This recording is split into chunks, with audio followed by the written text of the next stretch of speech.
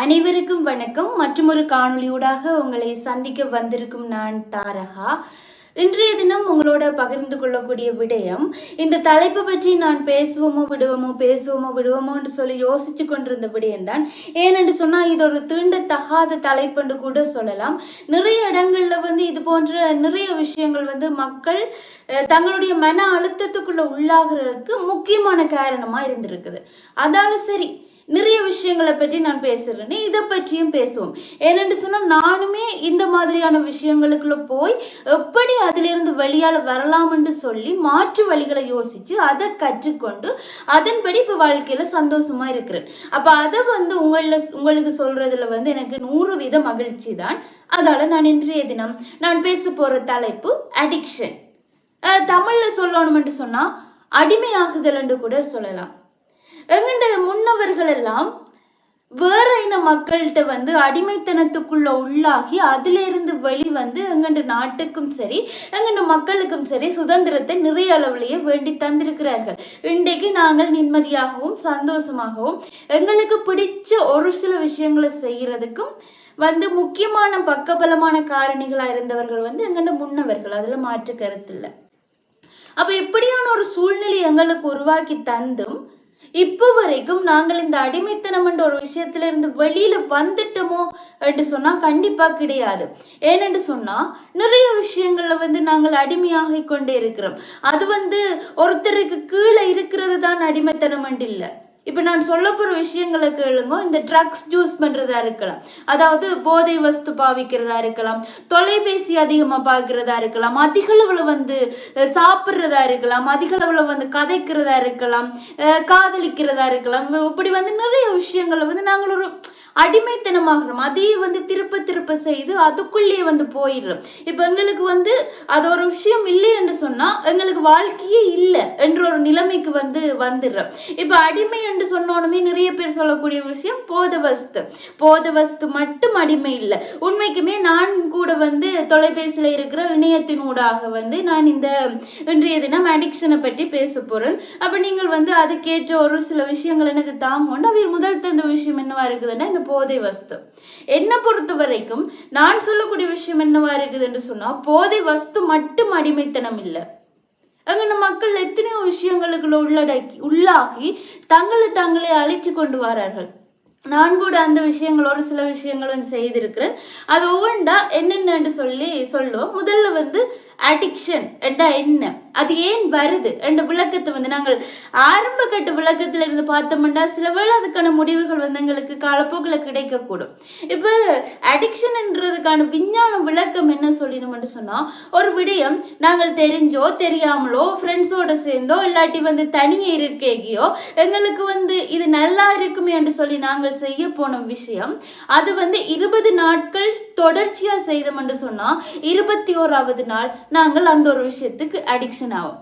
இப்ப நண்பர்களோட சேர்ந்து தேவையில்லாத, அதாவது இந்த போதை வஸ்து பாவிக்கிறதாக இருக்கலாம், இப்ப நண்பர்களோட சேர்ந்து கூடாத விஷயங்கள்ல ஈடுபடுறதா இருக்கலாம், தொலைபேசி பார்க்கறதாக இருக்கலாம், அதிக அளவுல கடை உணவுகள் சிற்றுண்டிகள் உட்கொள்றதாக இருக்கலாம், இன்னும் அதிக அளவுல சிலவழிக்கிறார்களா இருக்கலாம். இப்ப சிலவழிக்கிறது அது கூட ஒரு அடிக்ட் ஆன ஒரு விஷயம் தான். சில பேர் சொல்லுவினோம், எந்த ஒரு ஃப்ரெண்ட் ஒருத்தி இருந்தவள், அவளுக்கு இந்த விக்ஸ் இந்த மூக்குக்குள்ள இழுக்கிறது, அதாவது தடிமண் அப்படி இருக்க இந்த விக்ஸ் மூக்குக்குள்ள இழுக்கிற மாதிரியான ஒரு விஷயம் ஒன்று இருக்கும். அதை அவ பாவிச்சு கொண்டே இருப்பா.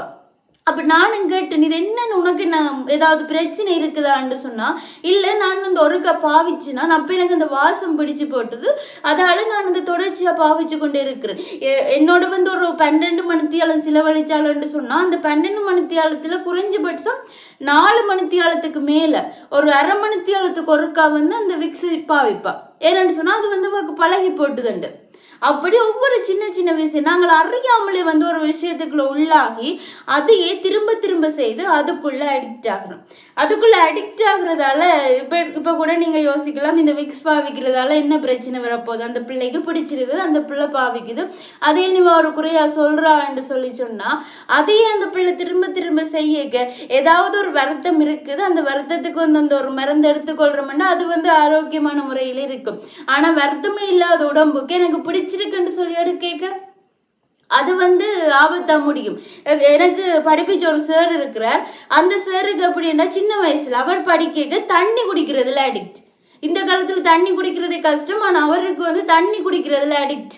தண்ணி குடிக்கிறதுல வந்து அவர் ஒரு எக்ஸ்பர்ட் என்று சொல்லி கூட சொல்லலாம். அவர் எப்படி என்று சொன்னா அந்த தண்ணியும் குடிச்சு குடிச்சு டின்பால் விற்குது. அந்த டின்பால் வந்து அப்ப தேங்காய் தட்டுப்பாடுன்ட்டு அவன் அம்மாக்கள் டின்பால் வண்டி வைப்பினுமா, அந்த டின்பாலையும் தண்ணியும் சேர்த்து குடிப்பேன். இப்ப கூட நீங்க கேட்கலாம், தண்ணி குடிக்கிறது உடம்புக்கு நல்லது தானே, இதை என் குறையா சொல்றாரு என்று சொன்னா, இவர் வந்து தண்ணி ஒரு நாளைக்கு ஒரு மனிதர் சராசரியா 3 to 5 லிட்டர் தண்ணி எடுத்துக்கொள்ளலாம்.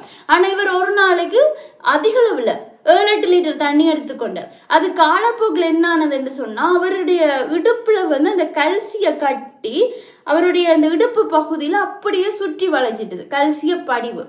ஏன்னா அவர் குடிச்சிருக்கக்கூடிய தண்ணி வந்து கல்சியம் அகற்றாத தண்ணி. அதனால அந்த கல்சியம் அந்த அளவுக்கு அதிகமா எடுத்ததால வந்து அந்த கல்சியம் வந்து அவர் உடம்போட ஒட்டி அது வந்து 3-4 தடவை அவருடைய வயிற்றிலிருந்து சுத்தப்படுத்தி எடுத்தது. அப்ப பாருங்க, எங்களுக்கு பிடிச்சிருக்குன்னு சொல்லி நாங்கள் செய்யக்கூடிய ஒரு தேவையில்லாத விஷயம்.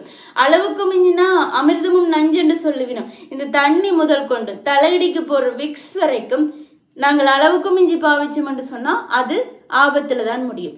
எனக்குள்ள இருக்கிற விஷயம் என்னன்னு சொன்னா, எனக்கு சிந்திக்கிற விடயம் வந்து கூட.